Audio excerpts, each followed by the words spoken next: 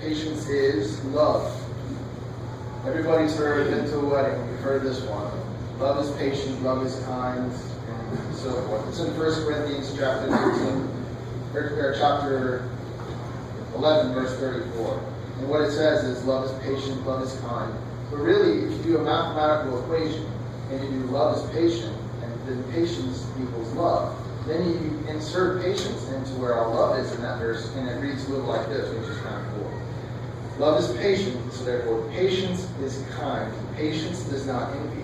Patience does not boast. Patience is not proud. Patience does not dishonor others. Patience is not self-seeking. Patience is not easily angered. Patience keeps no record of wrongs. Patience does not delight in evil, but rejoices with the truth. Patience always protects. Patience always trusts. Patience always hopes. And patience always perseveres. So there we have kind of one symbol of what patience is. Patience is love. Patience is showing love towards other people. The next one that patience is a fruit of the Spirit. Everybody knows the fruit of the Spirit. The fruit of the Spirit is found in Galatians 5, chapter 5, verses 22, and it goes throughout there. But you can, everybody along. The fruit of the Spirit is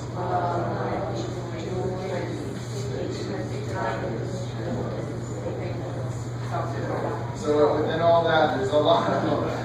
That was bad, that's there. We get half on that. But patience is in the fruit of the Spirit.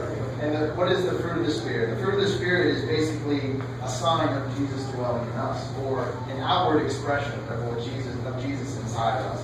So the fruit of the Spirit, one of the fruit of the Spirit is patience. So one of the ways we can tell that Jesus is living inside of us, or that we have Jesus inside of us, is by the fruit that we have, and one of the fruits is patience. So patience is also a fruit of the Spirit, or a sign that we have Jesus inside. Another thing that patience is wisdom. In Proverbs chapter 19, verse 11, it said, "A man's wisdom gives him patience. It is to his glory to overlook offense." Sometimes that's a very hard thing to do. It's easy when you're in the moment to not overlook an offense. For instance, when I'm thirsty and at a restaurant and they forget my order, they forget all about me, it's easy to get frustrated. But it's a wise thing to do to overlook that offense. You don't know what that person's been through that day. You don't know how you... So be a good example, a positive example to them, and forgive them, and overlook any kind of offense that comes your way. And that example and in others. So that's basically what I've broken it down to. Patience is love, patience is the fruit of the Spirit, and patience is wisdom. So how do you work on developing patience? There's a lot of ways you can work on developing patience.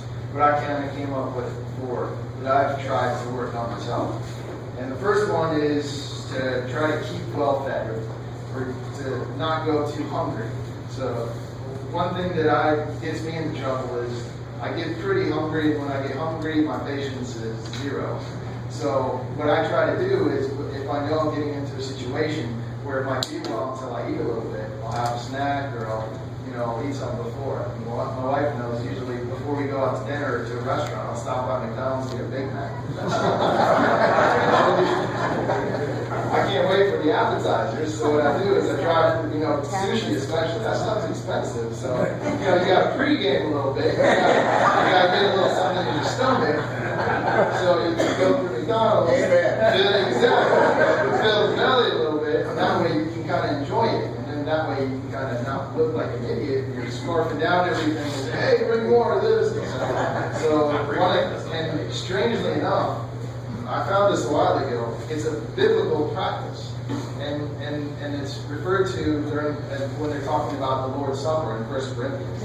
Because I'm sure it probably came up quite a bit. People would show up for the Lord's Supper, and all they got was crackers and wine. And they're going, hey, give me some more crackers, give me some more wine. And the apostles are like, no, this is a symbol of Jesus. And I'm sure you guys have been there. How many times have you taken the Lord's Supper where like, you're going to eat that cracker? You're going to eat that grape juice, I'm thirsty. So what they found is people would be coming to the Lord's Supper expecting a meal, and they weren't getting a meal, and they were looking like an idiot. So what Paul says here in 1 Corinthians 11:34 is anyone who is hungry should eat something at home, so that when you meet together, it may not result in judgment. So make sure that don't look like an idiot before you go somewhere. Have a little something in your stomach. At least be content enough that you can go with the flow. So that's one thing. And then there's also other verses there. Exodus 16:12. That's about the Israelites. They just left Egypt. They're hungry. They're grumbling. And Jesus feeds them in that one. I've heard the grumbling of the Israelites. Tell them at twilight you will eat. And that's when he sends the manna and the quail. And then in 1 Corinthians 6:19 and 20, it says your bodies are temples of the Holy Spirit. Therefore honor God with your bodies. Along that same line is your physical being as well. You can't really help someone. There's a quote by Billie Holiday. You can't preach somebody on an empty stomach. You gotta fill that stomach before they're ever gonna really think or be able to be in a state of mind to be able to accept any kind of word or wisdom. So, and growing up, I was diagnosed with hypoglycemia, which means you just run out of blood sugar really fast. And I always have, in my drawer at work, I got a stack of snacks. It's big because I always have to eat. And anybody that kind of is the same way knows that your patience runs thin when you're hungry. So the one way to work on your patience is to keep well fed.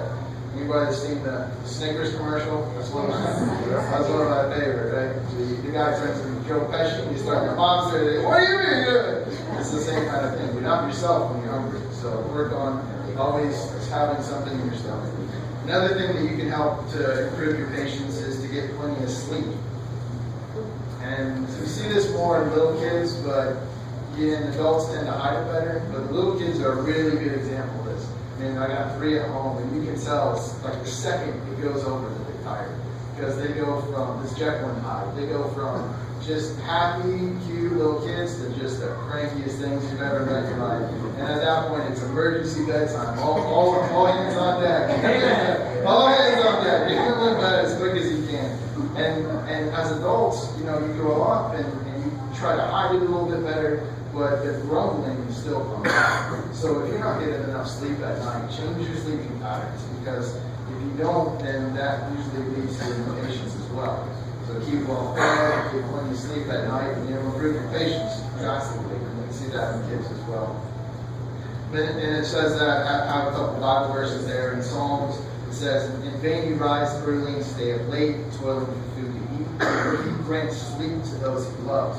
So sleep is really a blessing that Jesus has given us, or God's given us, in order to refresh yourself so that you can then go and be a blessing to other people.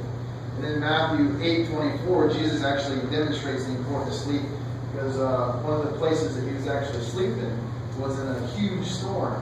So here he was, Jesus was on this lake in this huge storm, he's asleep, he's passed out. That shows the importance of sleep, because if it was important for him, enough for him to do on this earth, to sleep, then it should be important for us as well to do. And there's times where it also gets in the Bible that says, you lazy sluggard, don't sleep. So you don't want to sleep too much. There's a fine line between that. But at the same time, you need to get enough. And also, sleep brings peace, which leads to patience. And in Psalms, it also says in another piece, in peace I will lie down and sleep, for you alone, Lord, make me dwell in safety. So that's another way that we can do it. This isn't an all-encompassing list, but get plenty of food and get plenty of sleep. Another thing that helps that I've kind of learned through the Bible is to live in the moment. There's a quote by John Lennon. He's not the most biblical character out there, but he says, "Life is what happens when you're planning to do other things," and that's very true. I mean, a lot of times your impatience is because you don't want to be there in that moment. You want to get to the next thing. So if you can instead focus on living in the moment and living in that particular time, and not worry about getting to the next stage as much, and that would definitely help in improving your patience.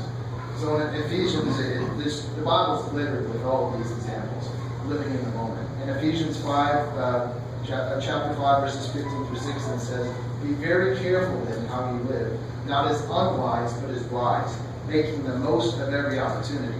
Hear what it said. There's only so many hours in the day, minutes in the day, seconds in the day, and in your life.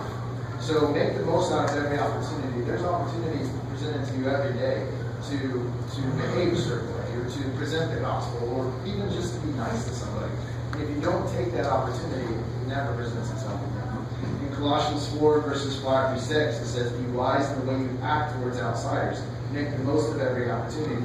Let your conversation be always full of grace, seasoned with salt, so that you may know how to answer everyone. And then in James chapter 4, verses